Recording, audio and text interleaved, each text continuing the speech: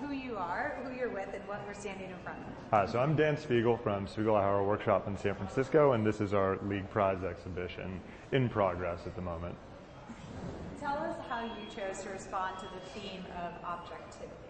So our notion about objectivity was that it is something that's rooted in a moment of experiencing a place, a structure, a piece of architecture, a piece of design, and that objective, that notion of what is real depends on how and when you see a thing, and that things change over time, and you design for multiple possible timelines, multiple possible outcomes, and things like that. So our practice is rooted in a combination of architecture and landscape architecture, and both those disciplines work in sort of different senses of time. And so we're really interested in the tension that creates, but also the opportunities as well. So when you talk about these things that can sort of change how the structure is, I guess, perceived, what are, is it things like daylighting, or is it things like if the space is crowded for a certain activity? Sure. Yeah, those are some good examples, and we certainly explore light and things like that, how that changes and affects what you perceive as solid, as void, as enclosure versus openness, things like that.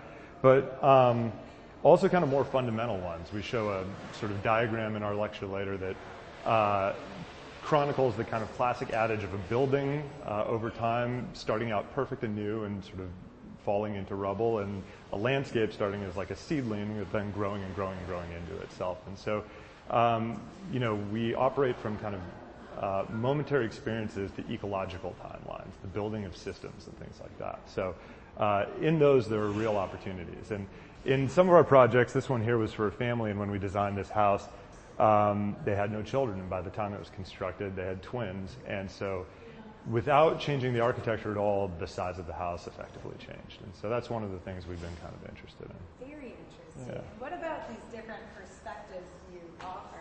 It's not every day we're looking kind of through a roof down. You hear more right. hashtag look up. Sure. Right? Yeah, I mean, part of it is taking advantage of what this kind of medium allows you to do, which is a different sort of experience, that there are these kind of hidden experiences that are true to a design or true to a building or landscape that you only get from a vantage point that you don't typically occupy. And so we wanted to give another look into what these things are about that is in addition to the other kinds of experiences. That you could reread these projects totally differently based on when you're looking and where you're looking from. They're sort of unconventionally cut at points to freeze a particular point of view. Oftentimes, like in this one here, skewed at an angle that's important for some sort of circulation pattern.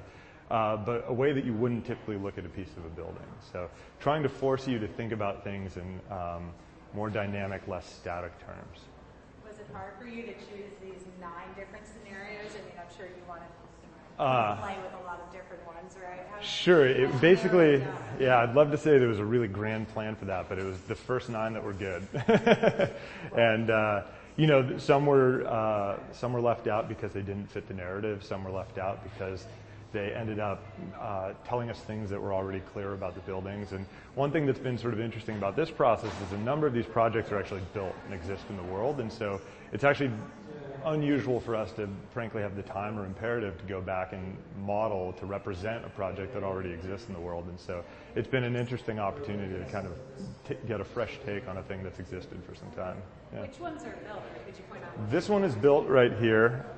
This one's under construction. This one's built. This one's under construction currently.